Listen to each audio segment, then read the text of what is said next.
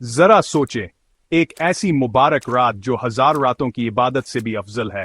यह है लाइलतुल कद्र, लेलतुल कद्र, जिसे शब कद्र भी कहते हैं।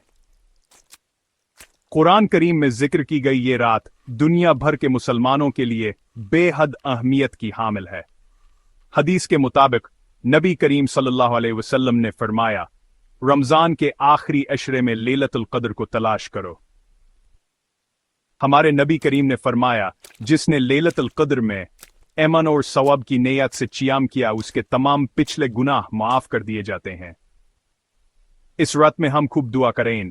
प्यारे नबी सल्लल्लाहु अलैहि वसल्लम ने हमें एक खूबसूरत दुआ सिखाई, अल्लाहुम्मा इन्नका अफूवुन तुहिब्बुल अफ़्व फ़अफ़ू अन्नी, ए अल्लाह तो माफ करने वाला है, तो माफ करना पसंद करता है, बस मुझे माफ कर दे।